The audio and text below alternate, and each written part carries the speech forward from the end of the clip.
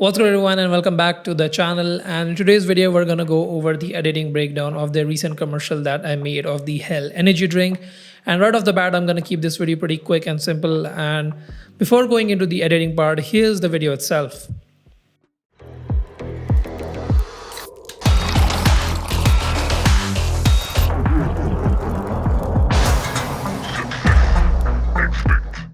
So as you saw, the video itself was pretty simple and quick, and all of the clips in that commercial were shot using just a tripod. No additional camera movement was involved, and everything else was done in post. Now with that said, let's dive right into Premiere Pro. So here's the entire sequence of that commercial. It might look a bit complicated at first, but you'll see it's pretty simple once I start going over the process. And as the commercial was a pretty small one, it had only like 5 clips to work with, which made the editing process a bit more easy, I would say. So the first shot was that of the can revealing itself from black with some rotation, and this one I shot it on top of a black background, which was a big mistake because I had to mask the product out, and since the product also had some black elements going around it, that made the masking process a lot more difficult. Whereas if I had shot this on a blue or a green background, which it would have made the process of keying it out a lot more simpler and cleaner. But after keying it out, masking out the product, I put it on top of a blue screen because I knew I was going to composite some stuff in, and if it were on top of a blue or green screen, that would make the process of keying or compositing things much more simpler and cleaner. So after that I added this red gradient effect behind the can, which was just a picture of a red gradient that I quickly made in Photoshop, and then I placed it behind the can and added some dissolve effect so that it is looking like it's gradually increasing in brightness, and also added these fire ember overlay on top of the whole clip to put more emphasis on the hell theme going around with the product. The next shot again was pretty simple. It was just a pouring shot, and I didn't have to do much when it comes to editing besides color grading. I did a bit of speed ramping to give it sort of a flow, nice flow to it.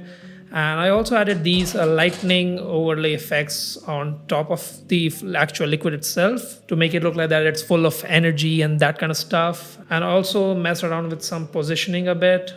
Let me check. Yeah, there's a bit of speed ramping going around. I also added a bit of positioning, not this one. Yeah. There. I also mess around with some positioning and scaling to zoom in on it a bit while keeping it also in the center. And beside that, I also added this text with this fire element in it. I wasn't sure till the end if I should put it in the final video or not, but in the end I just kept it there, and I think it looks nice. It helps keeping the background not much bland and boring. So yeah. So the next shot was again pretty simple. It was just an extreme close-up of the fizz of the drink, and again I didn't have to do much when it comes to editing besides adding a sort of speed ramping to it to just shit, the audio is way too loud. Wait a second. Yeah, I didn't have to do much besides the speed ramping, so the transition between both of the clips would feel a lot more smoother. And yeah, besides the color grade, there's nothing much going around in this clip. Now in the next clip is where I would say the most editing took place, and it was the most editing intensive as there was a couple of effects going around with it. So the original clip was pretty simple. It was just the clip rotating in the mid, focusing on the logo, and just by that the clip was looking really boring. It was nothing much going around in that clip, and I knew I wanted to do something with the logo. So what I ended up doing is I wanted to animate it in some way. So I went in After Effects and I used this tool called Puppet Position Tool, Pin Tool, Puppet Position Pin Tool. I haven't used it before, so I quickly looked up some tutorials and stuff. So basically how this works is you select it and you add like you can say pins or points on your image, and you can use those points to quickly maneuver around or warp your image in a certain way, like that. Let me just turn that one off. Yeah, something like that. And the more points you add, the more defined control you will have over the certain areas around the pin. So for the original one, I have it like right here. In the original one, I added quite a bit of these points, and so that I would have much more refined control over the animation. And then I just moved these around and keyframed in so that it looks like that the smile is increasing while it's also squinting his eyes more, so that it looked a bit more like creepy and stuff. And yeah, that was the animation. It was pretty easy to do. Quick, simple animation. If you don't know nothing about animation and stuff, you can just do it that way if you have After Effects. Besides that, I took that image again and I added it behind the original image. I scaled it up a bit. Let me see if I can show it to you. There it is. I also lowered down its opacity so that it would look like a bit like a halo going around the original logo.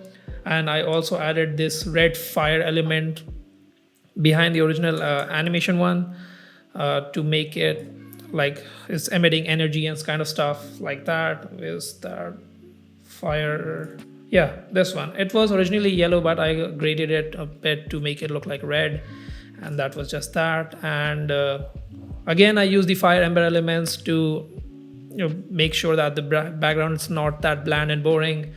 And I also added these directional blur effect on the beat of the music, like around here and around here, just to give it an effect like it's vibrating on the beat, sort of like that. It didn't in the end turn out exactly how I wanted it, but it still looked pretty good. It was just the directional blur. I keyframed it. I keyframed in the timing of the blur, and that was just that. There's the directional blur going around on these small clips. That's it. Oh yeah, I forgot to talk about this part. Was sort of like used as a precursor to what's about to come next for that clip. So I just used the logo itself. This time I used a white logo. I turned down its opacity and messed around with the scaling and stuff. And the last clip of that white logo is sitting perfectly in the same position as the start of the next part, where the logo is about to be animated. So it just matches that, and it helps derive the eye of your viewer, in my opinion, to the point where you want to show it. Like there, you quickly focus what's happening on screen right there, and you write on the logo for the next clip, something like that. In the end of the clip, I also added in some scaling effects so that it would have a nice transition to the next clip, which was the whole product, which was like the master shot with the whole product rotating in. I also did the reverse of that scaling effect, so it would just go seamlessly more like that. It was pretty simple. I just added like that scaling effect, and where was it?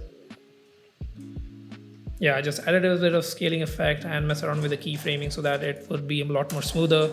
And I also added this red energy pulse thing behind the can in the final shot, because without that, again, the background was looking too boring and just flat black. There wasn't much going around in the background besides the ember elements.